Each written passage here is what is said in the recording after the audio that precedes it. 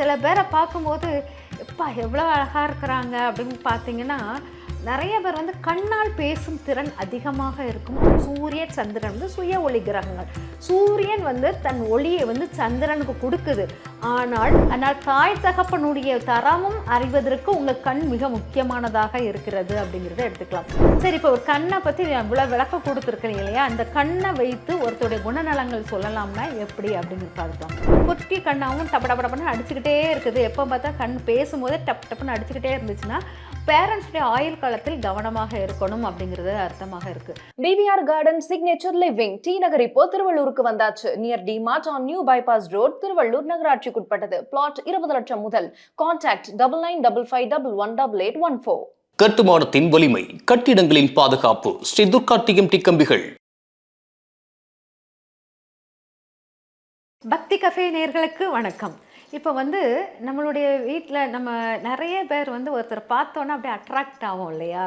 சில பேரை பார்க்கும்போது எப்பா எவ்வளோ அழகாக இருக்கிறாங்க அப்படின்னு பார்த்தீங்கன்னா, நிறைய பேர் வந்து கண்ணால் பேசும் திறன் அதிகமாக இருக்கும். அவங்களுடைய கண்ணை பார்த்தோன்னா அப்படியே ஈர்ப்பு அதிகமாக இருக்கும். யார் எடுத்துக்கலாம்? சிவாஜி கணேசன் சார் எடுத்துக்கலாமா?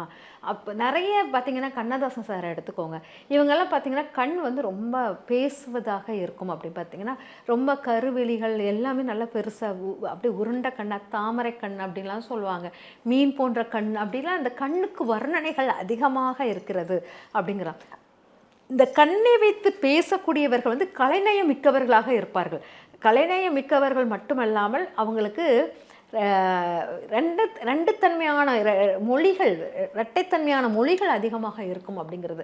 அவங்க கண்ணால் பேசும் நபர்கள் வந்து பார்த்திங்கன்னா இவங்க வந்து நிறைய விஷயங்கள் வந்து பவராக எடுத்துப்பாங்க. எல்லாரும் அவங்க இருக்கிற இடத்துல ரொம்ப வலிமை வாய்ந்தவர்களாக இருப்பாங்க. ஏன் அவங்கள வந்து ரொம்ப ஸ்பெஷலாக, ரொம்ப சூரியன் போல் பிரகாசமாக வெளியே தெரியக்கூடியவர்களாக இருக்கிறார்கள் அப்படிங்கிறத பார்த்திங்கன்னா, ஒரு நல்லா பார்த்துக்கோங்க. வலது கண் வந்து சூரியனாகவும் இடது கண் வந்து சந்திரனாகவும் எடுத்துக்கிறோம். வலது இடது ரெண்டு கண்ணும் சூரிய சந்திரனாகும். சூரியனும் ஒரே ஒரு இதுதான், இந்த வானத்தில் ஒரு சூரியன் தான் உண்டு. அதே மாதிரி சந்திரனும் ஒன்றே தான் இருக்கும். இந்த ரெண்டும் ஒன்றே தான் இருக்கும். அந்த ரெண்டும் வந்து பார்த்திங்கன்னா சுய ஒளி கிரகங்கள் அப்படிம்போம். சூரியன் சந்திரன் வந்து சுய ஒளி கிரகங்கள். சூரியன் வந்து தன் ஒளியை வந்து சந்திரனுக்கு கொடுக்குது. ஆனால் அந்த சந்திரன் வந்து சூரிய ஒளியை அப்படியே நம்மளுக்கு ரிஃப்ளெக்ட் பண்ணுறது கிடையாது. அதுக்கு நல்ல கூலாக நம்மளுக்கு ரொம்ப சாஃப்டாக நம்ம மென்மையாக நம்மளுக்கு கொடுக்குது. ஆனால் ரெண்டுமே பார்த்திங்கன்னா அந்த சூரிய ஒளியை தன்மையை மாற்றி இந்த சந்திரன் வந்து ரொம்ப குளுமையான ஒரு ஒளியை கொடுத்து நம்ம இந்த உலகத்தை வந்து ரொம்ப சாஃப்டாக்கி வச்சுருக்குது அப்படிங்கிறது. அப்போ இந்த ரெண்டும் வந்து சுய ஒளி கிரகங்களை வந்து நம்ம கண்ணுக்குள் வைத்து இருக்கிறோம் அப்படிங்கிறது தான் முக்கியமானது.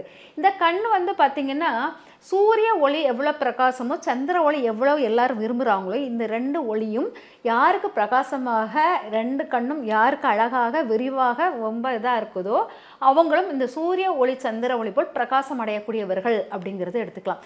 எனக்கு இந்த கண்ணை பற்றி இவ்வளவு இது தெரியாது அப்படிங்கிறவங்க என்ன பண்ணுவாங்கன்னா, பொதுவாக பரதநாட்டியக்காரர்கள் கண்ணை வைத்தே தான் எல்லா செயல்களும். கண்ணு தான் அங்கே முதல்ல பேசும். அவங்க கண்ணு மேலே கீழே உருட்டுறது, சைடில் உருட்டுறது அவ்வளோ பவர்ஃபுல்லாக இருக்கிற மாதிரி இருக்கும்.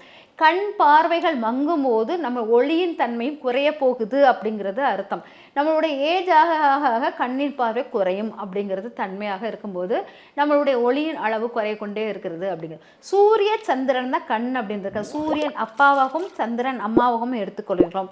அப்பா அம்மா இருக்கும்போது நம்மளுக்கு வந்து நல்ல பவராக, நல்ல செல்லமாக ஒரு சப்போர்ட்டுக்கு ஆள் இருக்கிற மாதிரி இருக்கும். எப்பொழுது அப்பா அம்மாவுடைய இறப்புக்கு அப்புறம் நம்ம பார்த்திங்கன்னா தனியாக இண்டிவிஜுவலாக ஒவ்வொன்றும் ஃபேஸ் பண்ணும்போது ரொம்ப டவுன் ஆகும்போது, துவளும் போது அந்த தாய் தகப்பனுடைய இது வந்து நம்மளுக்கு ஏஜ் ஆகுது, நம்மளுடைய ஹெல்த் அஃபெக்ட் ஆகும், கண்ணும் அஃபெக்ட் ஆகும். ஆனால் தாய் தகப்பனுடைய தரமும் அறிவதற்கு உங்கள் கண் மிக முக்கியமானதாக இருக்கிறது அப்படிங்கிறத எடுத்துக்கலாம். ஒருத்தருடைய அழகை நிர்ணயம் பண்ணுவதும் கண்ணாக இருக்குது. கண்ணை வைத்து பேசும் நபர்கள் மிக அழகானவர்களாக தெரிவார்கள். ஆனால் கண் வந்து ரொம்ப முக்கியத்துவம் வாய்ந்ததாக இருக்குது. அந்த காலத்தில் ஆண் பெண் ரெண்டு பேருமே நம்ம வந்து கண்மை போட்டு கண்ணை வசீகரிக்கும் தோற்றமாக வச்சுருப்போம். வெறும் கண்ணை வசீகரிக்கும் தோற்றம் மட்டுமல்ல, கண் வந்து ரொம்ப அற்புத செய்திகளை நிறைய பரப்பக்கூடியது. அதாவது ஒரு பொருள் நம்மளுக்கு இது வேணும் அப்படின்னு நம்ம கேட்கக்கூடிய இடத்தில் இருக்கிறதுனா, அந்த கண் வந்து எதை பார்க்குதோ அந்த பொருளின் வடிவம், அந்த பொருளினுடைய கலர், அந்த பொருளின் தேவைகளை இந்த கண் அட்ராக்ட் பண்ணி இழுத்து மூளைக்கு அனுப்பும். அந்த மூளை தான் அந்த கண் சொல்வதை கேட்டு அந்த பொருள் வந்து நமக்கு தேவையா இல்லையான்னு டிசைட் பண்ணும். ஆக்சுவலாக நமக்கு தேவையான பொருட்கள் மேல் ஆசை வைப்பது இந்த கண்ணாக தான் இருக்கும். எல்லா பசுமையான ஒரு இயற்கை காட்சிகளை பார்க்கும்போது கண் பிரகாசமாக அந்த இயற்கையை மிஞ்சக்கூடிய கண்ணாக இருக்கக்கூடியதாக இருக்கும். அந்த கண்ணினுடைய தோற்றம் அவ்வளோ அந்த இயற்கையை பார்க்கும்போது தன்னை கண்களை விரித்து அது அப்படி சந்தோஷமான கண்ணாக மாறக்கூடியதாக. கண் வந்து பேசும் அப்படிங்கிறது இதுவே ஒரு காரணம். கண் நமக்கு கோபம் வரும்போது அழுறதும் கண் காமிச்சு கொடுக்கும். எல்லாமே இந்த கண்ணால் நிறைய விஷயங்கள் நம்ம தெரிஞ்சுக்கலாம். அவ்வளோ அற்புதமான அந்த கண்ணை வந்து நம்ம வந்து டெய்லி உற்று நோக்குவது ரொம்ப முக்கியமானது. சரி, இப்போ ஒரு கண்ணை பற்றி நான் இவ்வளோ விளக்கம் கொடுத்துருக்கேன் இல்லையா, அந்த கண்ணை வைத்து ஒருத்தருடைய குணநலங்கள் சொல்லலாம்னா எப்படி அப்படிங்கிற பார்க்கலாம். கண் ரொம்ப அகலமான கண், தாமரை போல் கண் உடையவர்கள் அப்படிம்பாங்க. அவங்க வந்து மகாலட்சுமி அம்சத்துக்குரிய தன்மை உடையவர்கள் அப்படிங்கிறது. சுக்கிரன் ஆட்சி பெற்றவர்களாக இருப்பார்கள். பொதுவாக சூரியன், சந்திரன் இது வந்து நம்ம முகத்தில் வந்து சந்திரன் உச்சம் பெற்ற இடம் வந்து ரிஷபராசி. இந்த இடத்துல சுக்கிரன் ஆட்சி பெறுகிறது. அதனால் இந்த இடத்தில் கண் வந்து ரொம்ப பவர்ஃபுல்லான இடமாக இருக்கிறது. இந்த இடத்தில் வந்து நம்மளுடைய கண்ணுடைய இது வந்து ரொம்ப பவராக இருக்கிறதுனால இவங்க வந்து ரிஷபராசி வந்து கலைநயம் மிக்கவர்களாக இருப்பார்கள் அப்படிங்கிறத நம்ம எடுத்துக்கலாம். கலைநயம் அப்படிங்கிறது என்னென்னா சினி ஃபீல்டில் இருக்கிறது, போயட்ரி எழுதுறது, இந்த மாதிரி பரதநாட்டியம் கற்றுக்கிறது, இந்த மாதிரி ஒரு நாடக கலைஞனாக இருப்பது, இதெல்லாமே கலைநயத்துக்குள்ளது, 64 கலைகளுக்குரியதாகவே இருக்கிறது அப்படிங்கிறது. இந்த கண் வந்து அவ்வளோ வந்து இதானது. அப்போ இதை வந்து சூரியன் அந்த அந்த விரிவான தாமரை கண்கள் வந்து சுக்கிரனுடைய ஆக்டிவிட்டி இருக்கிறதுனால இவங்களுக்கு வந்து இந்த கலைநயம் மிக்கவர்களாக, பரதநாட்டியத்துக்குரியது, அதை பார்த்து ரொம்ப ரசிக்கக்கூடியவர்களாகவும் இருப்பார்கள் அப்படிங்கிறது. சில பேருக்கு பார்த்திங்கன்னா ரொம்ப ஷார்ப்பான கண்ணாக இருக்கும், அப்படி மீன் போல் இருக்கும், குட்டி கண்ணாக இருக்கும். ஆனால் மீன் போல் அப்படி நீண்டு இருக்கிற மாதிரி இருக்கும், குட்டியாக நீண்ட மாதிரி இருக்கும். அந்த கண் வந்து பார்த்திங்கன்னா அட்ராக்டிவ், மற்றவங்களை ஈர்க்கும் சக்தி கூடியவர்களாக இருப்பார்கள். யாருன்னா எளிதில் வசீகரிக்கும் தோற்றத்துக்குரியவர்கள் கண்ணாக இருக்கும். அந்த அந்த அவங்கள பார்த்தீங்கன்னா ரொம்ப எல்லாருமே ஈஸியாக அவங்கள பார்த்தோன்னா விழுந்துருவாங்க அப்படிங்கிற தன்மையில் இருக்கும். அந்த மாதிரி கண்ணுடையவர்களிடம் கொஞ்சம் நம்ம கவனமாக இருக்கணும் அப்படிங்கிறத எடுத்துக்கலாம். அதுக்கப்புறம் பார்த்தீங்கன்னா சில பேருக்கு கண் வந்து ரொம்ப குறுகிய கண்ணாக இருக்கும். அதிகமாக கண்ணை வந்து அடிச்சுக்கிட்டே பேசுவாங்க. குறுகிய கண்ணை வந்து ரொம்ப அடிக்கிற மாதிரி இருந்துச்சுன்னா இங்கே வந்து சூரிய சந்திரன் ரொம்ப வீக்காக இருக்குது, அவங்கள கண்ணால் பேலன்ஸ் பண்ண முடியலை அப்படிங்கிற அர்த்தம். இவங்க வந்து பார்த்திங்கன்னா அவங்களுடைய கண்ணுங்கிறத அடிக்கடி அடிக்கிறது வந்து யார் ரொம்ப நேரம் அடிக்காமல் இருக்கிறாங்களோ, யார் அடிக்கடி இப்படி டப் டப்னு அடிக்கிறாங்களோ, இது வந்து டப் டப்னு அடிக்கிறது வந்து ஆயுள் காலத்தை குறிப்பதாக இருக்கும். இந்த சூரிய சந்திரன் வந்து டப் டப்னு அடிக்கும் போது உங்களுக்கு அவங்க அம்மா அப்பாவுடைய ஆயுள் காலத்தை குறைப்பதாக இருக்கிறது அப்படிங்கிறது மாதிரி எடுத்துக்கலாம்.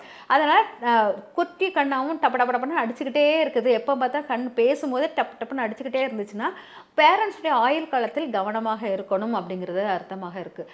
அதே சமயம் கண் வந்து சின்னதாக ஒரு கொஞ்சம் கண் உள்ளுக்கு போய் இருந்துச்சுன்னா இவங்க பேரண்ட்ஸை விட்டு கொஞ்சம் விலகி இருக்கிற மாதிரி இருக்கும் அப்படிங்கிற மாதிரி இருக்கும். அதாவது இப்போ வந்து இடது கண்ணாக இருந்தால் இடது கண் மட்டும் சில பேருக்கு சின்னதாக இருக்கும், வலது கண் கொஞ்சம் கரெக்டாக இருக்கும். அந்த மாதிரி இருக்கிறவங்க வந்து தன் அம்மாவுடன் வளர்ப்பு இல்லாமல் பாட்டி யார்கிட்டயாச்சும் வளர்ப்பாங்க, வேறு எந்த இடத்துலயாச்சும் வளர்ப்பாங்க, இல்லாட்டி ஹாஸ்டலில் வளர்கிற மாதிரி இருக்கும். இந்த மாதிரி இடது கண் சின்னதாக இருந்துச்சுன்னா அந்த மாதிரி இதாக இருக்கும். சில பேருக்கு மாறு கண்கள் தோற்றம் இருக்கும், ஒரு கண்ணும் இன்னொரு கண்ணும் வேறுபட்டு காணப்படும். இந்த மாதிரி மாறு கண்ணு தோற்றம் உடையவர்கள் வந்து என்னென்னா மாந்திரிக தாந்திரிகத்துக்குள்ளவர்களாக இருப்பார்கள். இவங்களுக்கு மாந்திரிக தாந்திரிக மேல் நாட்டம் அதிகமாக இருக்கும். அவர்கள் வந்து பார்த்திங்கன்னா சில பேர் அந்த மார்கன் வந்து அப்படியே நமக்கு அப்பண்டமாக தெரியும். அந்த மாதிரி நபர்களிடம் நம்ம கொஞ்சம் கவனமாக இருக்கணும். நம்ம ஈஸியாக வசியப்படுத்தி நம்மளை வந்து அவங்க சொல் பேச்சு கேட்கக்கூடிய தன்மைக்குரியவர்களாக மாற்றி விடுவார்கள் அப்படிங்கிறது முக்கியமாக இருக்கும். ஆனால் மாறுகண் உள்ள நபர்களிடம் நம்ம பேசும் வார்த்தைகள்லேருந்து எல்லாத்திலும் கவனமாக இருக்கணும். அவர்கள் கொடுக்கும் உணவு வகைகள்லேருந்து எல்லாமே கொஞ்சம் கவனமாக இருக்க வேண்டும் அப்படிங்கிறத எடுத்துக்கலாம். அதே போல் பார்த்திங்கன்னா லைட்டாக ஒரு மாறுகண் வந்து நமக்கு தெரியாமல், அதாவது தூரத்துலேருந்து பார்த்தா தெரியாது, ஆனால் கிட்ட உள்நோக்கினால் மாறுகண் லைட்டாக தெரியும். அந்த மாதிரி நபர்களுக்கு வந்து அதிர்ஷ்ட வாய்ப்புகள் தேடி வரும், அவங்களுக்கு திடீர் அதிர்ஷ்டம் உருவாகும். அவங்க வந்து லைஃப்பில் நிறைய சேஞ்சஸ் கொடுப்பாங்க. ஒருத்தர் கல்யாணம் கட்டினாங்கன்னா அவங்க கணவன் நிறைய மாற்றத்துடன் வருவார், அப்படி இல்லாட்ட மனைவி ரொம்ப ஹையாக வருவாங்க. அந்த மாதிரி அவங்க லைஃப்பில் திடீர்னு ஒரு அதிர்ஷ்ட வாய்ப்புகளை கொடுக்கக்கூடியதாக இருக்கும். அதை பார்த்தோன்னே மார்கன் தோன்றது மாந்திரிக சக்தி, தாந்திரிக சக்திக்குரியவர்களாக இருப்பாங்க. கண் வந்து பூனை கண் விழுந்து கண் வந்து ரொம்ப பெருசாகி அந்த மாதிரி காமிக்கும் போது அவங்கள மாந்திரிக தாந்திரிகத்துக்குள்ளவர்களாக இருப்பார்கள். அதே போல் பார்த்திங்கன்னா சின்ன லைட்டாக தான் இதாக இருக்கும் கண், அவங்க வந்து அதிர்ஷ்ட வாய்ப்புகளுக்குரியவர்களாக இருப்பார்கள். இந்த மாதிரி ஒரு கண் வந்து ஒருத்தருடைய குணநலங்களை சொல்வதாக இருக்கிறது அப்படிங்கிறது.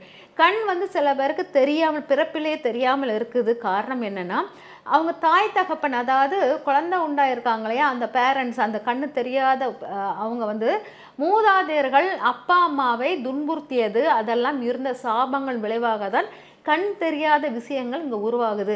அதாவது சில பேர் வந்து அந்த ஒளியின் தத்துவத்தை ரொம்ப அலட்சியப்படுத்தியிருப்பாங்க. இந்த அவ்வளவு குடும்பத்துக்கு செஞ்சுருப்பாங்க. அந்த பேரண்ட்ஸை சாப்பாடு போடாமல் எட்டி உதத்தி அடித்து அந்த மாதிரி அதெல்லாம் பண்ணியிருப்பாங்க. அதோடைய கர்ம விளைவுகளுக்காக தான் இந்த கண் பார்வைகள் பறிபோறுதல் இது நிரந்தரமான விஷயமாக மாற்றிவிடும்.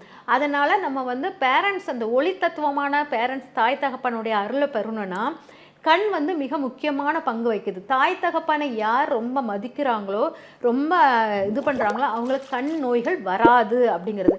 என்னால் தாய் தகப்பன் உயிரோடு இல்லை, நான் இப்போ என்ன பண்ணுறதுன்னா தாய் தகப்பனை வைத்து வழிபாடு பண்ணுவது, தாய் தகப்பன் இறந்த தினம், இறந்த கிழமை, இந்த நாட்களில் உணவு தானம் பண்ணுவது, இதெல்லாம் உங்களுக்கு வந்து தாய் தகப்பனுக்கு செய்த பரிகாரம் மாதிரி மாறிவிடும்.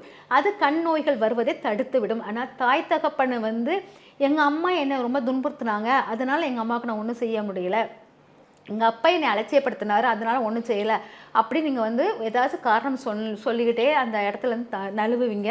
அந்த மாதிரி காரணம் சொல்லாமல் என்னால் அவங்க துன்புறுத்தினாலும் இந்த உலகத்துக்கு உருவாகிறதுக்கு காரணம் தாயும் தகப்பனும் தான். இந்த உலகத்தை உங்களுக்கு உள்ளே வர வச்சதும் அவங்க தான். அதனால் அந்த தாய் தகப்பனுக்கு அந்த நன்றி கடனுக்காவது, அவங்க இது வரைக்கும் உங்களுக்கு செய்த பாவங்களுக்கு அது அவங்க பிறப்பின் கடனை அவங்க அடைச்சிருவாங்க. நீங்கள் பிறப்பின் கடனை நீங்கள் அடைக்கணும்னா அந்த தாய் தகப்பனுக்கான எல்லா காரியங்களும் செய்யணும்.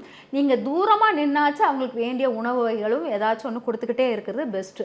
அதுதான் உங்களுக்கு மாற்றங்களை கொடுக்கும், கண் நோய்களை வராமல் தடுக்கும் அப்படிங்கிறத எடுத்துக்கலாம். ஒருத்தருடைய கண்கள் வந்து ஒருத்தருடைய புகழையும் ரொம்ப புகழின் உச்சத்தையும் ரொம்ப பவர்ஃபுல்லான ஒரு ஆட்சியும் கொடுக்கக்கூடியதாக இருக்கும். துரியோதனன் வந்து தன்னுடைய ஆயுள் காலத்தை பெருக்குவதற்காக காந்தாரி தன் கண்ணினுடைய வலிமையை வைத்து துரியோதனை காக்க முற்பட்டாள் அப்படிங்கிறது தெரியும் எல்லாருக்கும். அவ்வளோ வலிமையான கண்ணை உங்களுக்கு அலங்கரிக்க கற்றுக்கொள்ளுங்கள். உங்கள் கண் உங்களை பாதுகாக்கக்கூடிய கண்ணாக மாறக்கூடியதாக இருக்கும். ஆனால் கண்ணை வந்து ஒரு நாளைக்கு ஒரு 10 தடவையாச்சும் உள்நோக்கி கண்ணாடியில் உங்கள் கண்ணை உள்நோக்குங்கள். எப்போவுமே கண்ணை நம்ம எப்போவுமே உள்நோக்க மாட்டோம். ஏன் காரணம்னா அந்த கண் வந்து நம்மளுக்கு அவ்வளோ முக்கியம். முகத்தை மட்டும் பார்ப்போம், வந்து கண்ணை உள்நோக்கிறது கிடையாது. கண் தான் நம்மளுடைய உள் மனதே, ஆழ் மனதே, உள்ளுக்குள்ள ரகசியங்களை எடுத்துகிட்டு கொடுக்கக்கூடியது. அந்த கண்ணை நீங்கள் உள்நோக்கினீங்கன்னா உங்களுடைய செயல்கள் அனைத்தும் சக்ஸஸ் ஆகும். ஆனால் அந்த கண்ணை வந்து எப்போவுமே பார்க்க கற்றுக்கொள்ளுங்கள். அதை வந்து கண்ணாடியில் உங்கள் கருவிலேயே உள்நோக்குங்க. அதுக்காக தான் இந்த கண்மை போடுறது இதெல்லாம் நம்ம பயன்படுத்திக்கிட்டு இருந்தோம். கண் அலங்காரம் மட்டும் இல்லாமல் கண் உள்நோக்குதல் ரொம்ப முக்கியமானது. அனைவரும் கண்ணை பாதுகாருங்கள். அதே மாதிரி தாய் தகப்பனை வணங்குங்கள். இறை அருளுடன் செழிப்புடன் மகிழ்வுடன் வாழ வாழ்த்துகிறேன். நன்றி. இந்த வீடியோ உங்களுக்கு பிடிச்சிருந்தா லைக் பண்ணுங்க, ஷேர் பண்ணுங்க, கமெண்ட் பண்ணுங்க. மறக்காம பெல் பட்டனை கிளிக் பண்ணிட்டு பக்தி கஃபே தமிழ் சேனலை சப்ஸ்கிரைப் பண்ணிடுங்க.